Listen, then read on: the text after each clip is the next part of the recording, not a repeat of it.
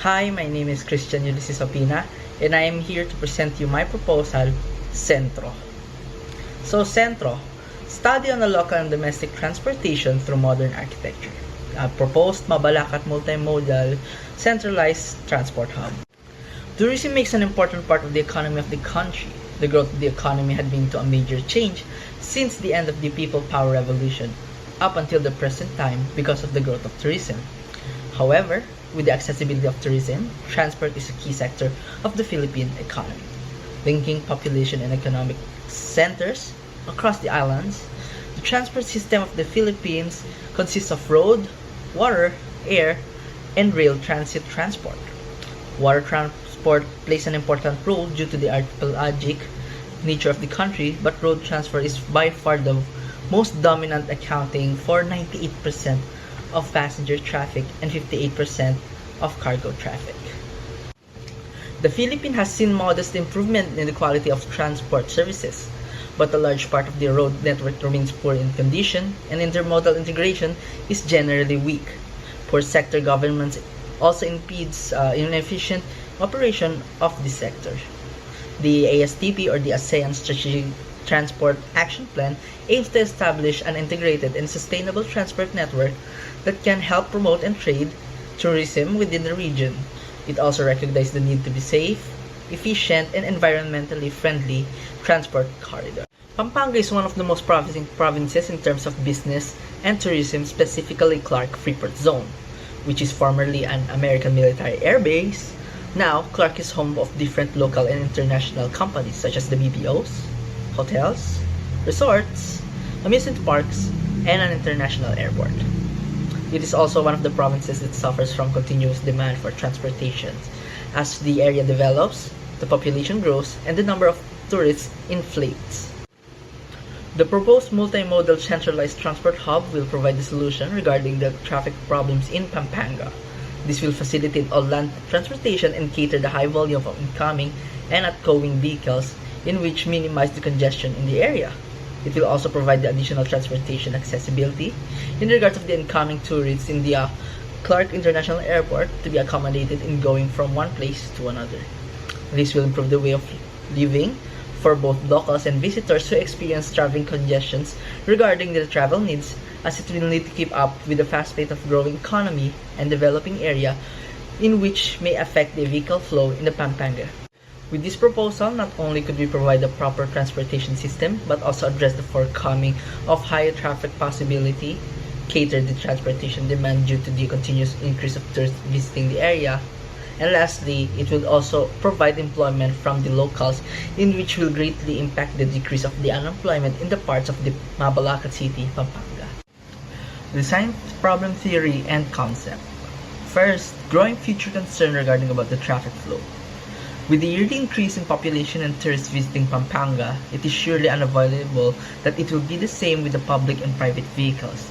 High traffic volume will occur on the following years, since the Clark Freeport Zone is a developing area that will have the great impact on the flow of vehicles that are directly accessible and correlated with. Second, the absence of centralized transport terminal. Scattered provincial bus terminals, jeepney terminals, and UV terminals make the access of those transportation quite difficult for the one working locally and also to the other cities, creating a centralized terminal that will definitely able to spread needed transportation definitely with the less issues. And lastly, the lack of transportation accessibility.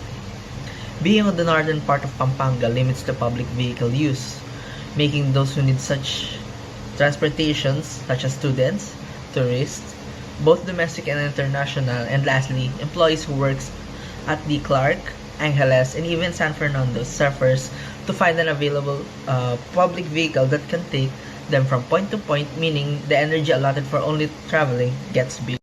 Project scopes. It is focused on transportation accessibility and traffic flow control. Will serve as a major hub or stop for both private and public vehicles from inside and outside of Pampanga. Provide architectural solution to continuous transportation congestions, and provide a structure in which will be innovative and advanced that is suitable for travel needs for both domestic and local transportation services. Lastly, centralizing transportation incoming and outcoming of Pampanga itself. The proposed multimodal centralized transport hub is located near the Clark Freeport Zone and also along the North Luzon Expressway. It is near Barangay Poblacion and Barangay Mabiga. It also has a lot area of 75,163.56 square meters or 7.5 hectares. The landmarks that are within reach with this project is NLEX or the SCTEX, the Clark International Airport, the Clark Freeport Zone, the Medical City Clark, the Clark Global City, and lastly, one of the least known amusement parks or zoos is the Dinosaur Island. Design input standards. So the design input standards or laws that have been applied to this project is first is the National Building Code of the Philippines, which is PD 1096 at the Group E Business and Mercantile Commercial Division E1. Second is the law of the BP 344 Accessibility Law, Anthropometrics, and Dimensional Data as guides for design. Third, the Department of Transportation Memorandum Circular Number 2017-03, Subject Guidelines for Off-Street Terminals Operation under the Department Order Number 2017-011, otherwise known as the Omnibus Franchising Guidelines. So the fourth one is the Sanitation Code of the Philippines, which is PD number 856, the rest areas, bus terminals, bus stops, and service stations. Lastly, the LTFRB Standard Joint Memo Circular Number 2008-2013. Building systems. These are the building systems that are going to be applied for the proposal. First of all, the louver design. It improves the energy performance, allows airflow, prevents rain penetration. It also can be used to provide aesthetic and economic screening for unsightly equipments or building facades. And lastly, it does lessen noise. Second is the water harvesting system. A rainwater harvesting system comprises components of various stages, transporting rainwater through pipes or drains, filtration, and storage tanks for reuse or recharge. Structural systems. These are those structural systems that are going to be applied for the project. Reinforced steel and reinforced concrete system. The main benefit of these composite elements is that the properties of each material can be combined to form a single unit that performs better overall than its separate constituent parts. The most common form of composite element in construction is a steel and concrete composite. However, other types of composites including steel and timber, timber and concrete, plastic and concrete, and so on. Second is the raft foundation. Raft foundation is a thick concrete slab reinforced with steel which covers the entire contact area of the structure like a thick floor. Utility systems. These are the ones that will be present on the current project. First is the generator set. The generator set, also known as the genset, is the combination of an electrical generator and an engine mounted together to form a single piece of equipment, providing power when there will be blackouts or brownouts that will be occurring in the area. Second is the plumbing system. It supplies to the water the kitchen and toilet outlets via distribution systems of pipes. Drainage systems is used to get rid of human waste through well-arranged network of drainage pipes. It is installing, repairing, and servicing the pipes, fixtures, and appurtenances necessary for bringing in water supply and removing liquid and waterborne wastes. Deluge sprinkler system, connected to a water supply through a deluge valve that is opened by the operation of smoke or a heat detection system, needed where high velocity of suppression is necessary to prevent fire spread. A detection system which may incorporate the use of heat, smoke, or flame detectors is used to open the deluge valve when a fire or its products of combustion are detected. All system piping is filled with water which discharges from the open sprinklers and nozzles used in the system. Site planning and site programming. Here are the tables for both the site development and zoning classification under Rule 7, Classification and General Requirements of all building by use or occupancy.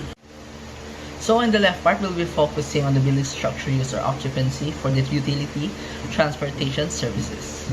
So the percentage of the lot area is going to be equal to the maximum allowable PSO, which is 50%, the percentage of site occupancy. The maximum allowable ISA, or we call this the impervious surface area, is at 40%. The minimum USA, or the unpaved surface area, is at 10%, and lastly, the TOSLs, the total space within lot area, is at 50%. Now focusing on the right part, which is the right table, the developmental controls. So the computed TLA, or total lot area, is at 75,163.56 square meters. Next is the PSO, or the percentage of site occupancy. It's the 50% of the TLA, which is computed at 37,581.78 square meters. Next is the ISA, or the impervious surface area, the 30% of the TLA, which is computed at 30,065.42 square meters. Next is the USA, or the unpaved surface area, which is the 10% of the TLA, computed at 7,516.35 square meters. Next is the total space within lot area, or the 50% of the TLA again, which is computed at 37,581.78 square meters. And lastly, the AMBF, or the allowable maximum building footprint, that is computed at 37,581.78 square meters. So this is going to be the analysis of the strategies that will be used on the transport demand model. First is the future socio-economic framework, which processes the population and economy, which is going to be added with the present urban form, going for the urban development strategy to have a future urban form. Third item is the present transport network, in which we'll be focusing so that the transport strategies will be predicted for the future transport network. With that, you all now have the transport demand model, which we're gonna be having a performance indicators, which is about the accessibility, travel time and cost, environment and social impacts, and lastly, safety. Next to be featured are the building programmings and the diagrams.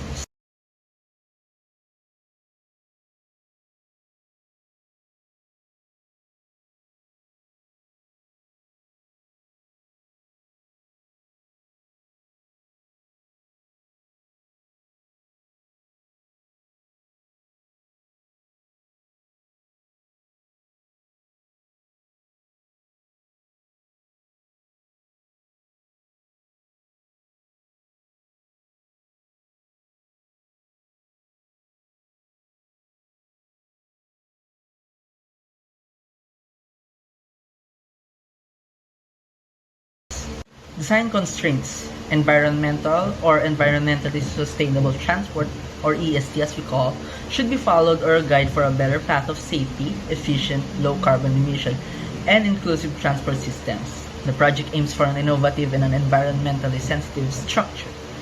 Cultural or designing the proposed project should be sensitive due to the places of culture, making it inclined to the cultural preferences of the place, and will have service quality and objectives. Shape. Designing structure in a more particular shape can help the flow of the traffic more smoothly. Having a desired shape inclined to the place climatic feature can resist outside pressure due to its shape. Next is social. The proposed project should aim to be a gender sensitive, accessible to the persons with disabilities. Health. Environmentally sensitive structure considers the health of the users, especially for the air that we breathe, considering the usage of cars should be lessen the emission of carbon from the vehicles.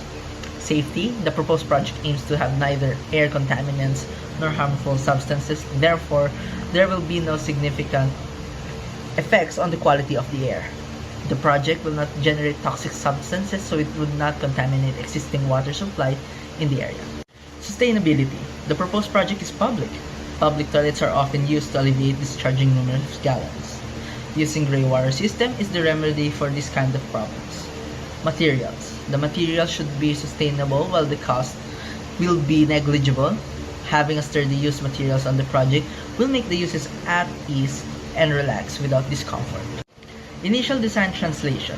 First is the design concept, which is modernism. Favors simplicity, adaptable, and timelessness of style or design. Second is the design philosophy. Architecture should speak of its time and place, but yearn for its timelessness, which is a quote from Frank Gehry. Design considerations. First, the accessibility. The accessibility of spaces and able to be reached or entered. Existing laws. The pertinent to NBC, plumbing code, accessibility law, and other laws in line with the project. Orientation. Consideration of wind path and the sun path. Ventilation. Use of natural and artificial ventilation. Circulation. Flow of the plant to the way people move through and interact with the building. Users. Applying the universal accessibility design principle and requirement to buildings and facilities. Sustainability is to maintain the balance of the environment, easy to maintain, and needs less effort. Security, to protect from the harm, danger, also to free from threat. Safety, the condition of being protected from or unlikely to cause danger, risk, or injury. Comfort, a state of physical ease and freedom from a pain or constraint. Design features. First is the architectural character, which is modern architecture. The transport hub is used for the convenience of the user's travel to provide comfort for their travel breaks and an art that they'll appreciate. So with this type of concept in architectural style, this one adapts with the timelessness of the structure because it is not limited or fixed into any shape and regularities of the building. Being adaptable and sustainable in architecture is the most fitting for such public structure for supporting its style and functionality. Innovations. In this project, the thing that can increase the efficiency and safety in transportation is proposing new and innovative tools necessary to utilize the terminal. Many researchers point that new technology integrated in the terminal can guarantee safe, efficient, and sustainable for the users. These newly improved systems for the terminals offers proper time flow and timetables, comfort and safe travel with quality vehicles, modern ticketing and security system, emphasis on customer services for both traveling and proper area for buses, jeepneys, and UVs, and indoor and air-conditioned waiting areas for jeepney and UVs, and lastly, a designated area for public. Lighting. Lighting is essential, especially at the night time, in which shows the structure's beauty in the dark, highlighting the details. Not only for the aesthetic, but it also functions as a guide for the safety of the users, especially night drivers, having range of different lights, complementing the personality of the structure, which emphasizes the function of the structure. Highlights. First is daylighting.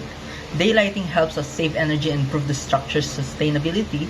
Ventilation with parts with the structures will greatly save quite an amount to be allocated on the other parts of the building. It also helps us release the pollution emitted by the vehicles present on the building. It greatly impacts the aesthetic value of the structure in the eyes of the user and the area around the site project. Layout planning. The layout planning for the multimodal terminal is crucial since its focus is not entirely for multiple transport modes but also for the users. Commuters, especially the ones that are disabled, should be considered. The physical segregation of the different modes of transportation can result to greater system efficiency.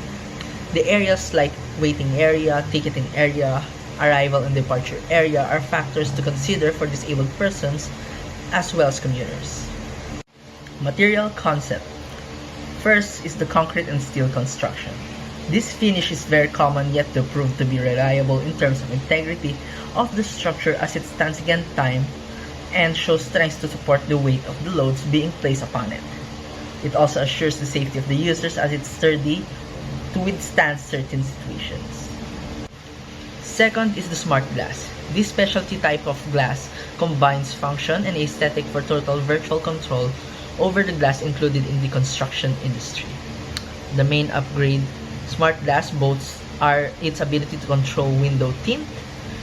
This type of glass can dynamically change the level of tint in the glass to respond to the changing exterior light conditions and weather. This virtually eliminates the need for blinds or other internal shading devices to control solar heat gain and glare as the glass takes care of that. Project cost analysis. This is how much of the estimated amount that will be needed as the range budget for the project. The total construction cost is amounting to 72,580,295 pesos.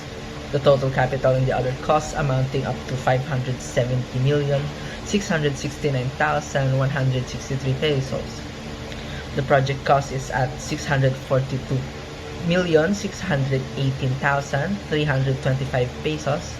And lastly, the grand total for the project cost is at 645,773,990 pesos. Again, thank you for listening to my proposal, which is Centro, a study on local and domestic transportation through modern architecture, a proposed mabalak at multimodal centralized transport hub.